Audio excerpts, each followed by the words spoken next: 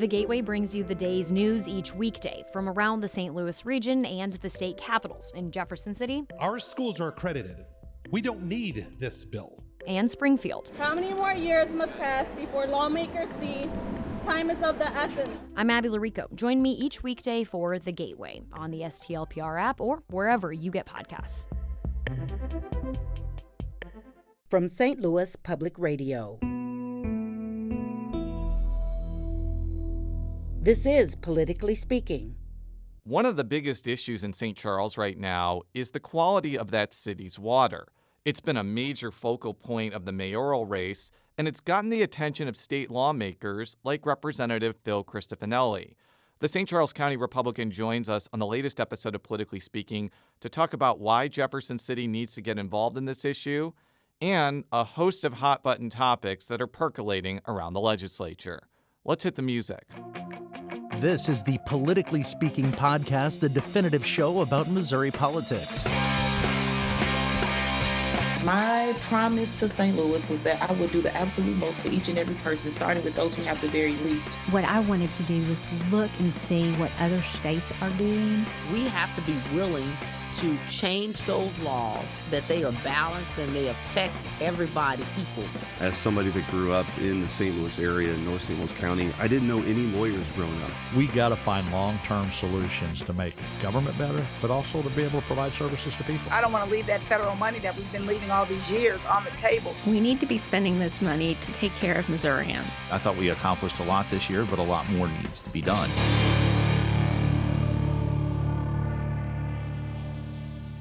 And welcome to Politically Speaking. I'm your host, St. Louis Public Radio political correspondent Jason Rosenbaum. Joining me in Jefferson City, she covers politics and state government for St. Louis Public Radio. Sarah Kellogg. And joining us for, I believe, the third time, he is a representative who represents part of St. Charles County in the Missouri House. Our guest today is Phil Christofanelli from the 104th District. And before we pepper you with questions, can you just remind our listeners what your district encompasses? Sure. It is just changed. So we know we had redistricting in the last year, and what I have now is mostly St. Peter's. So if you know St. Charles County, it runs from Mugie Road to about Mid Rivers. It tops off around 70, and on the south side, I have 364. And let's start off talking about St. Charles, particularly the city of St. Charles. You have talked a lot recently about water contamination that has become a major issue in that community. Can you tell our listeners what the issue is and why you feel like state government needs to pay attention to it? Sure. There are two chemicals that have been detected in certain wells from which St. Charles derives its water source in the Elm Point well field. And as a result of those heightened levels of contaminants, we have had to close a number of our well fields in order to ensure that all of the water that's provided to our residents is within the Safe Drinking Act's thresholds for safe water. And that has put a great burden on the city water supply. We've had to purchase, hundreds of thousands, if not millions of gallons of water from St. Louis County in order to supplement our water supply as a result of these closed wells.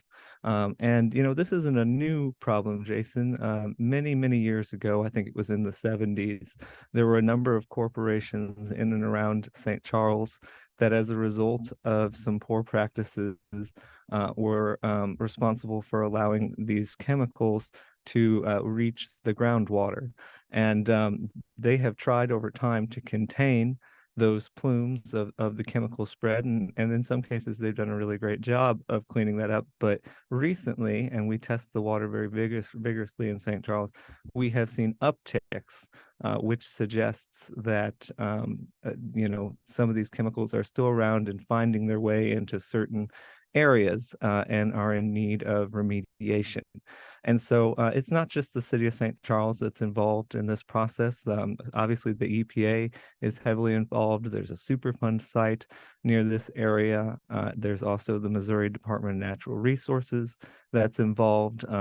So some of the corporations that could potentially be at issue are very closely monitoring the situation, and the city, who runs the city water supply, is also heavily involved and engaged in vigorous testing and analysis to determine one, that every day we have safe water to drink in our city, and two, we want to find the source of these chemicals and create a plan for eliminating them and providing a long-term solution to our water needs in one of our star cities here in Missouri. So where exactly is the state's legislature's role here, since this seems like either a municipal issue or a federal environmental issue? Sure. Ultimately, every municipality in the state of Missouri is a creature of state statute. And I believe that the provision of safe drinking water is a fundamental role of government. Jason, I'm a limited government guy, but there's a handful of things that I think we have a responsibility to the citizenry to ensure are provided. And, that's, public safety, that's basic infrastructure, that's a free and adequate education. And I think, access to safe drinking water falls squarely within the role of government.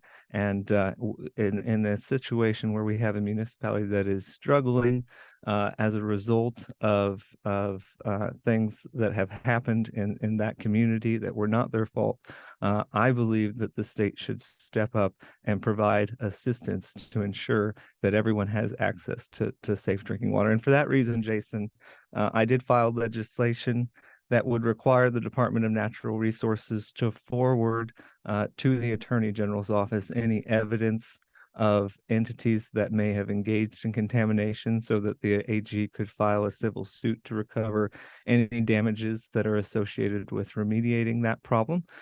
Further, we are in an age of surplus, as you know, Jason, and I think that we're better to spend public resources than ensuring we have access to safe drinking water. And so I am working with the Budget Committee to try to secure appropriations to help remediate some of the challenges that our city has experienced as a result of these circumstances.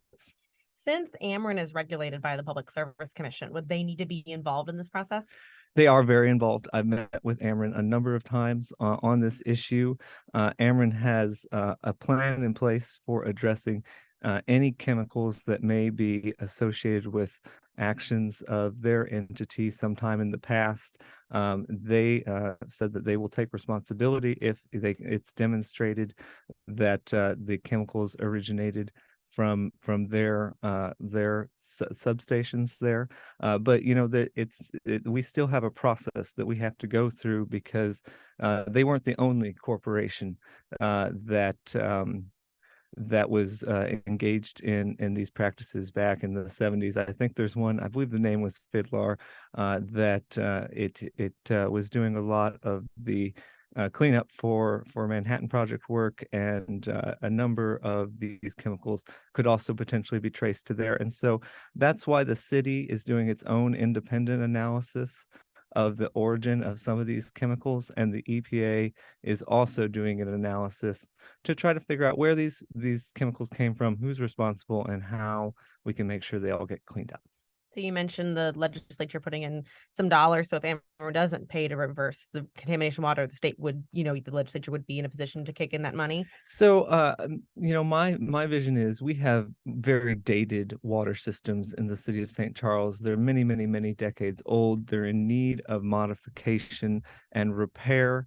And I think that through updating and modernizing our water supply system, we can be better equipped to deal with the stress of these circumstances. There's also talk of moving the wells, and so it's potential that we could get some state investment in helping the relocation of some of those wells. And so I think that ultimately taxpayers shouldn't be responsible for, someone else's wrongdoing. If somebody screwed up, then, they got to take responsibility for that. But there are places where we can make public investments so that we are better equipped to handle challenges that arise in the provision of safe drinking water. Does this provide some pause about cities controlling their own water departments? There's a lot of municipalities out there, like mine in Richmond Heights, which a private company is in charge of the water. Does this kind of provide some pause about maybe cities shouldn't be in this business at all? The debate over the provision of a public resource like water is an ongoing one. And I think that there are many, many merits to be addressed in the area of privatization of the provision of water.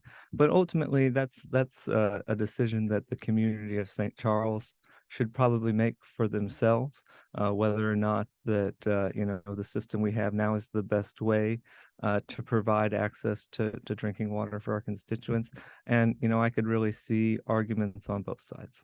So the last time you were on the show, you were talking about the passage of legislation known as empowerment scholarship accounts. I want to make sure I get the acronym right, because I feel like I've misacronymed that many times. Is that what that's actually called?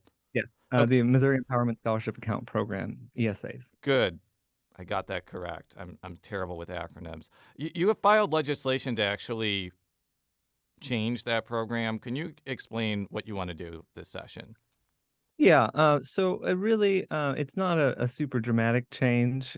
As you know, Jason, but for the edification of your listeners, we got, in, I guess it's been 2 years now, passed the Missouri Empowerment Scholarship Accounts Program, the first private school choice program in the state of Missouri in over 20 years. And that would provide low-income students access to up to, I think it's $6,500 scholarship to attend the school of their choosing if they are not receiving the education that they deserve from their local school district of residence. And as a result, we now have over 1,000 kids who have received these scholarships and been provided with a school choice option that they otherwise would not have been able to enjoy. And so that is something that I'm really proud to have worked on. We want to provide a little more flexibility in the program. Right now, if you are a student with special needs or on an IEP, you get, I think it's 1.75 times your state adequacy target, which is $6,500 in the amount that the state will spend on your local education in your district. And so we want to use that 1.75 modifier to adjust the scholarship cap for students with special needs that are enrolled in the Missouri Empowerment Scholarship Account Program so that they can have a scholarship that would equal that which the state would have expended on their education if they were enrolled in a public program. And so that's what my modification of the ESA bill does. I'm hopeful that that's the next step that we can take in our efforts towards school choice.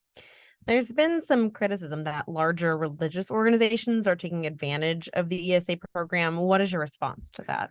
So there are entities known as education assistance organizations that are responsible for raising the money and distributing the scholarships to students. Now, they're not allowed to discriminate on the basis of religion in accepting students or placing the students in the school of their choosing. And it's just a fact that the vast majority of private schools, especially the affordable ones in the state of Missouri and across the country, are religiously affiliated. And ultimately, it's up to the parent to decide if that environment is the best fit for their kids. And so it doesn't concern me at all that that many of these organizations have a religious perspective, because the point of the ESA program is to allow parents to decide their kids' future.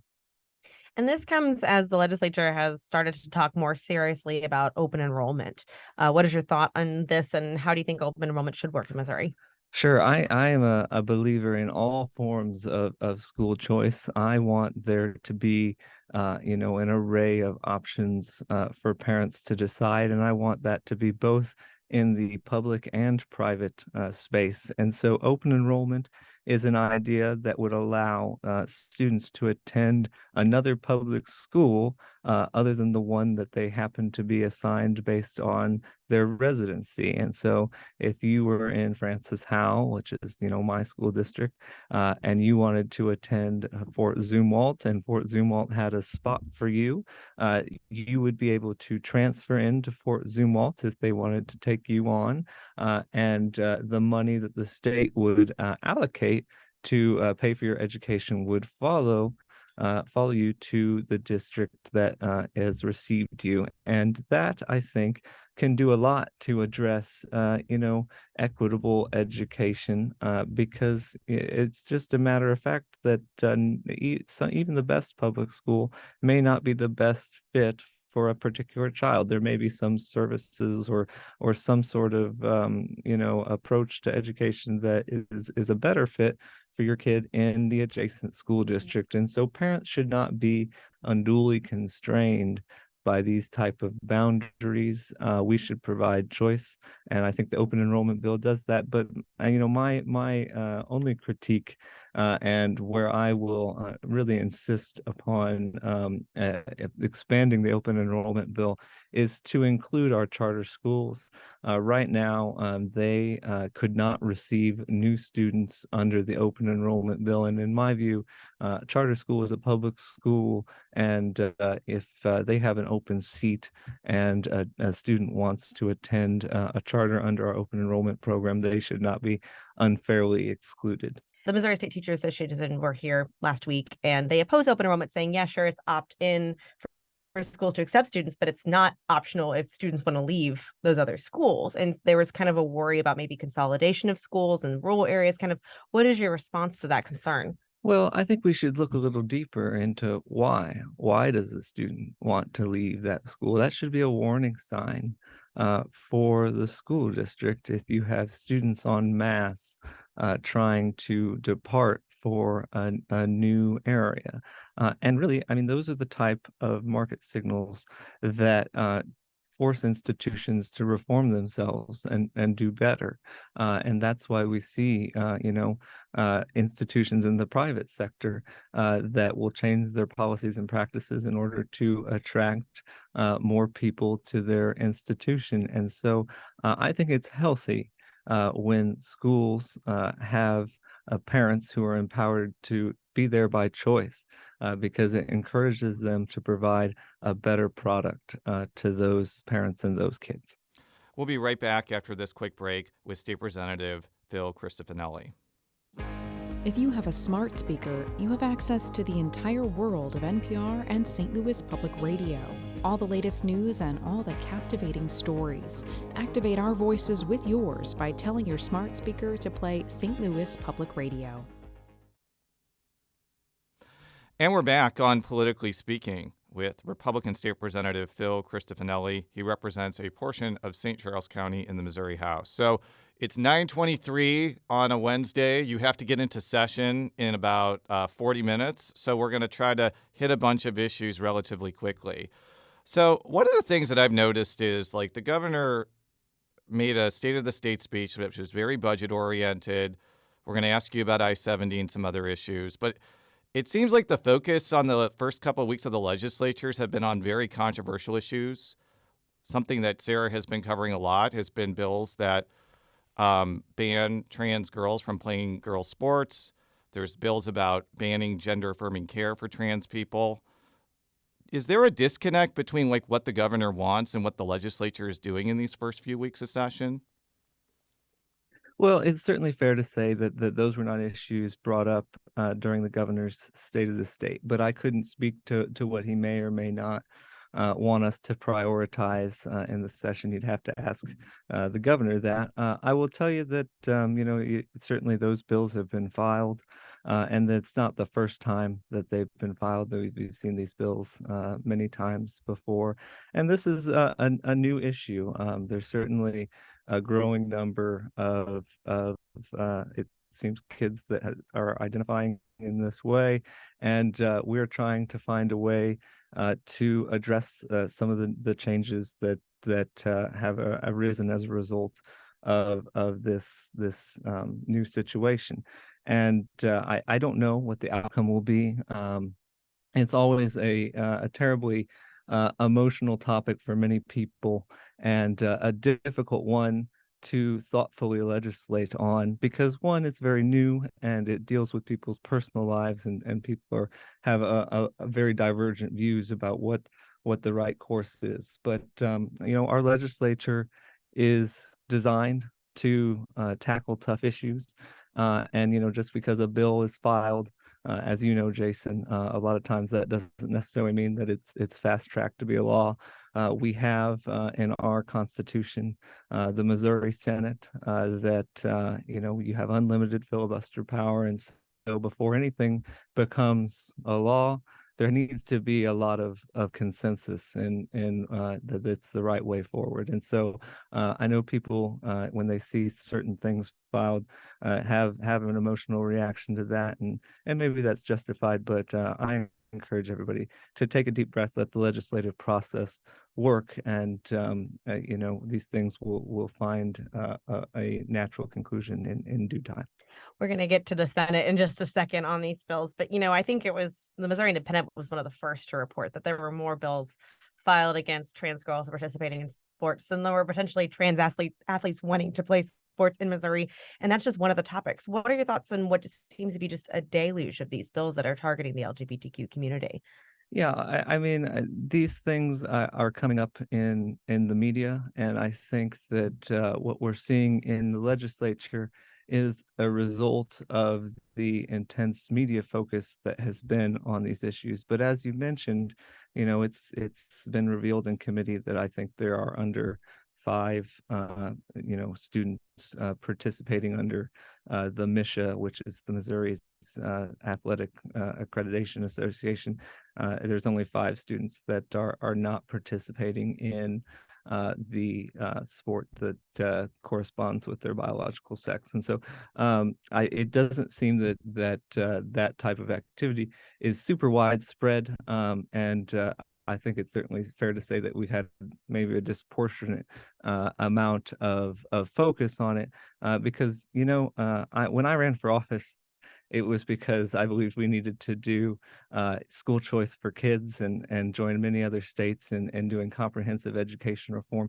I believed that we needed to eliminate Missouri's income tax so that we could be more like states like Texas and Tennessee. And I think that we're in a place where our urban cities are shedding population. We've lost a congressional district in the past decade. And really, my hope is that the legislature could address issues that will grow our economy, and encourage people to relocate in our state. And I just hope that we take on those hard issues before we get into the social politics of the current moment. One more on the specific topic, which is the Senate yesterday held a hearing on legislation that would even ban the discussion of sexual orientation and gender identity in schools. It's been labeled as a more restrictive version of the Don't Say Gay bill legislation in Florida. Jason and I were talking earlier, if you were to be elected governor of Missouri, it's questionable whether or not they were able to say you were the first gay governor of Missouri. Thoughts on this? Well, like I said before, a lot of things are filed in the Missouri legislature, and when it actually comes to the number of bills that we pass, very few of them ultimately end up becoming law. And I think it's okay for us to have conversations about ideas, even if they aren't very well thought out ideas, even if they aren't ideas that are easily administered. But I believe in the legislative process, and I believe if an idea is not ready for prime time, that very often that idea will not ultimately become a law. And so we can sit here and wring our hands over this legislator filed this or this legislator filed that. But we need to let the process work. We'll have a dialogue on the merits of some of these proposals. As you mentioned, some of them, as they're drafted, are nearly impossible to administer. And so that's why we have committees. That's why we have a cooling chamber in the Missouri Senate. And I am looking forward to working through the actual merits of issues, and we will separate the silly ones from the ones that need to become a law. Plus, you mentioned the Senate. You feel like these are going to reach kind of intractable opposition in the other chamber? The Missouri Senate is very unique in its size. It's one of the smaller upper chambers in the country, and there's a culture that we almost never do what's called move the previous question, and that is to close debate on a topic where senators still feel the need to speak. In fact, I can only think of maybe 2 PQs that have been signed in my 7 years, and they were for really big issues. I think one was right to work, and one was a weird situation surrounding a special session that they didn't want to go on forever. And so I think it's highly unlikely that a PQ is used on some of these proposals. And I think that, you have a lot of strong feelings about these particular issues in the upper chamber. And so it is very likely that they will receive vigorous debate and ultimately, unless the idea is fairly narrowly tailored, very well thought out, and something that is common practice in a number of other states across the country, I don't think it's likely that it'll become a law. Moving on to sports betting. You have sponsored legislation in the past that would legalize sports betting. And as of this taping, you have a hearing on that legislation this early evening, afternoon. Is this the same bill as last year? What are the main components, if anything, what has changed?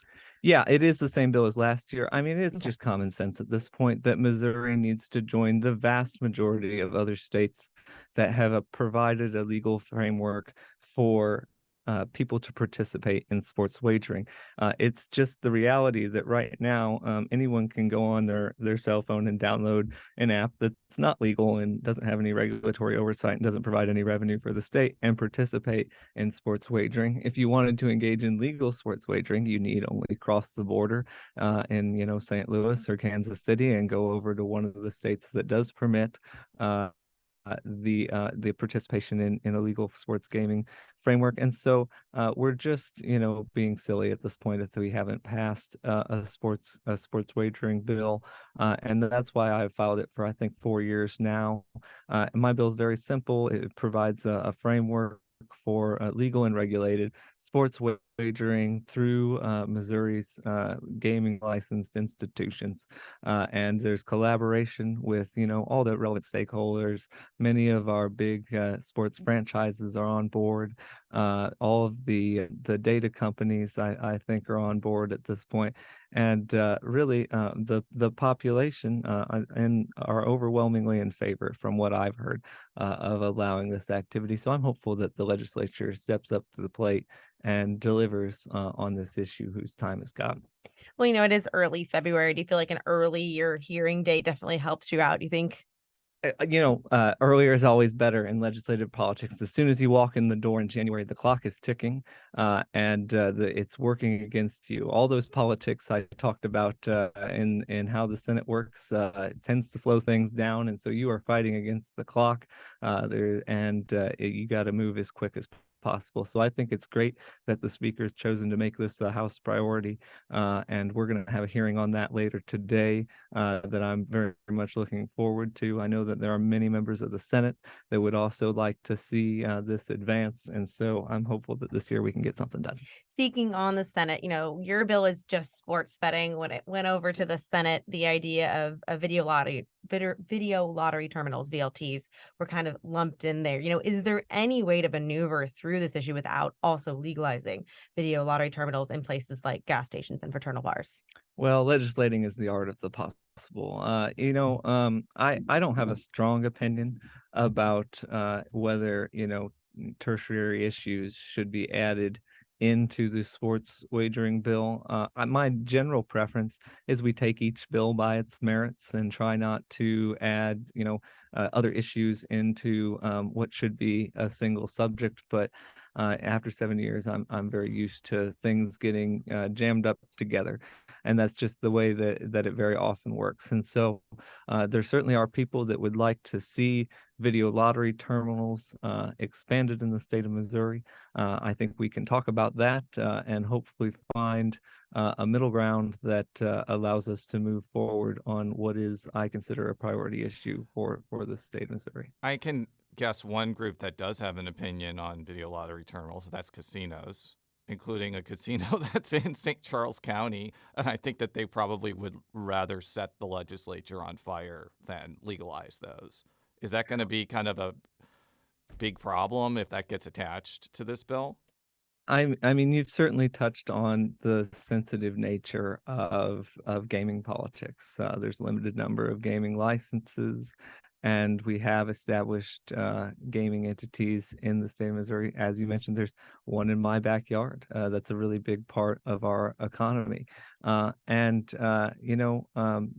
all professionals, and this is a question of limited resources and how we can best serve the people of our state. And, the legislative process is designed to bring people to the table to negotiate. And, I'm an attorney, Jason, in my private practice. And, every dispute that I've been involved in, people start out as, I will never accept this, or I will never accept that.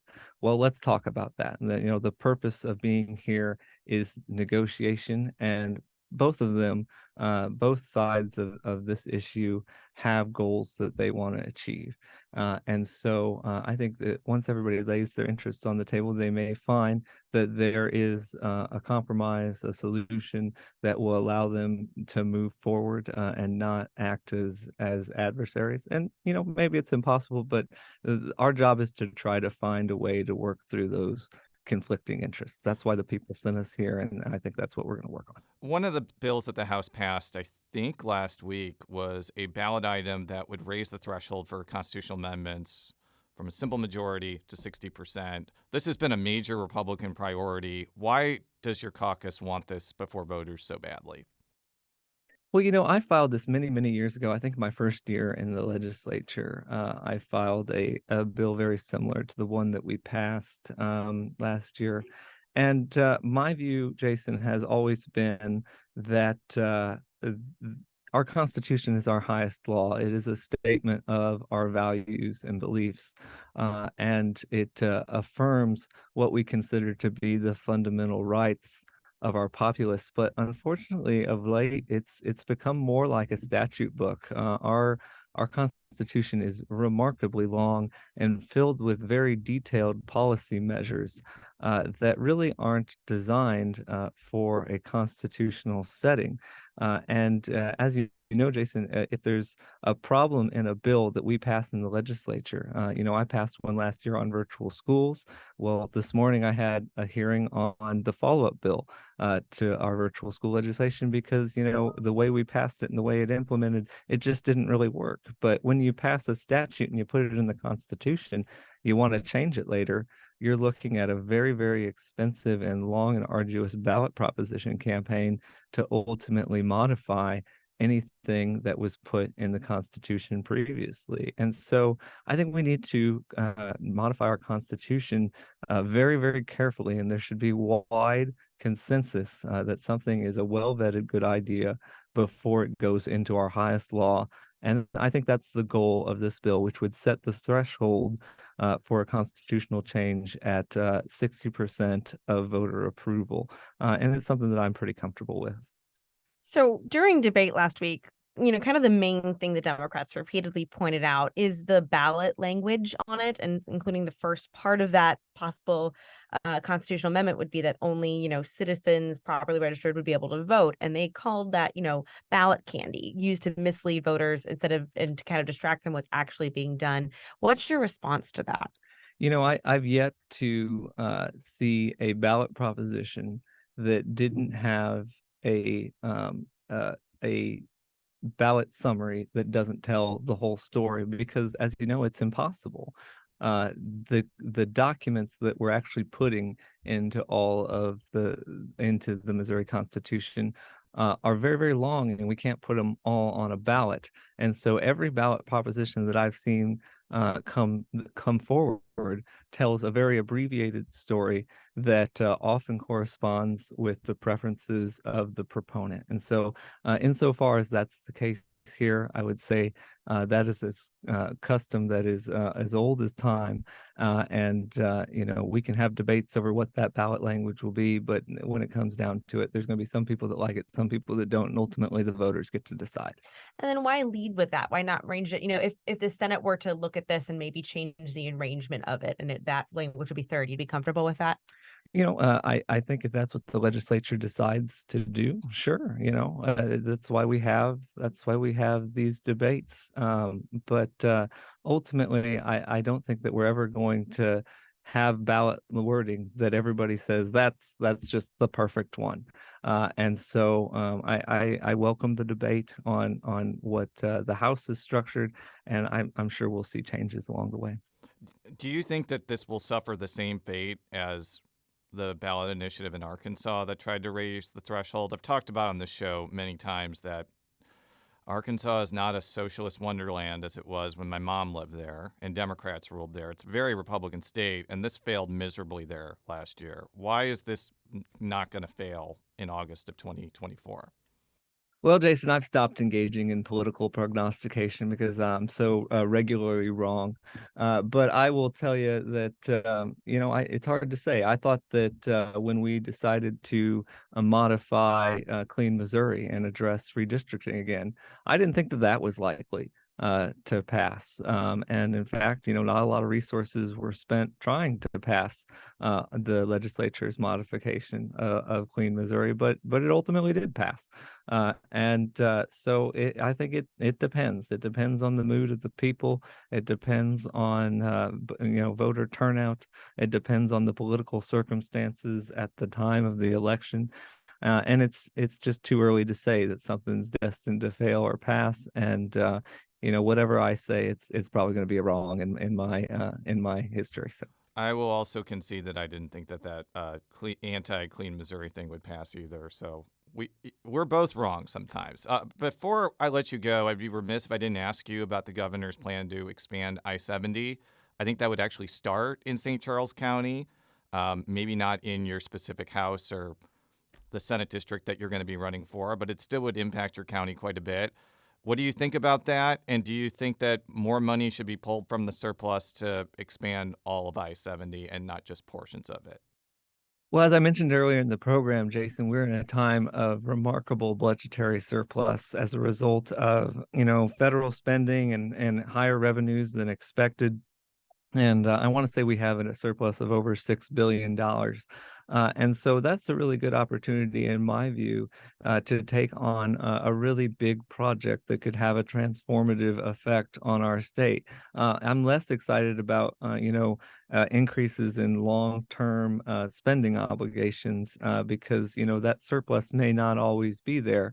But, improving our public infrastructure and transportation are often one-time big investments that we make to make Missouri more accessible, more friendly to business enterprises, and help grow our economy and population. And so I think it's a fantastic idea to expand Highway 70. It is the major artery that runs through our state, and we're at the heartland of the country, and we need to be open and accessible to all who want to pass through. And so I'm very excited by that possibility. I know there's a lot of details that we still have to work out, but I couldn't think of anything better to use this surplus on. Well, Representative, thank you so much for spending your hour before you have to go into session with us. Politically Speaking is a product of St. Louis Public Radio, which is a part of the University of Missouri St. Louis.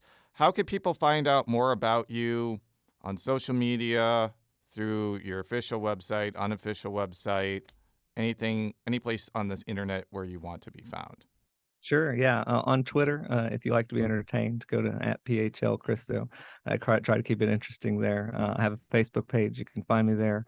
I'm running for Senate. There's a website coming soon, and I appreciate the opportunity to connect with your listeners. Member of the SAS caucus, correct? I've been informed that occasionally I can be a bit sassy in the legislature. I don't necessarily know if that's true. I try to be diplomatic and respectful, but sometimes, certain actions in the legislature deserve a little bit of sass. On that sassy note, we'll be back next week. Until then, so long.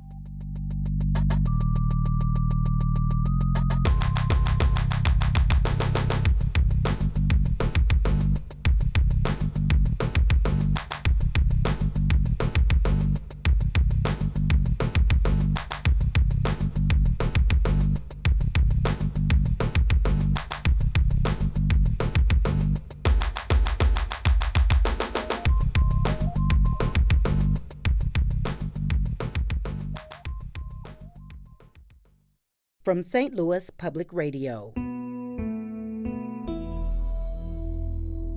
This is Politically Speaking.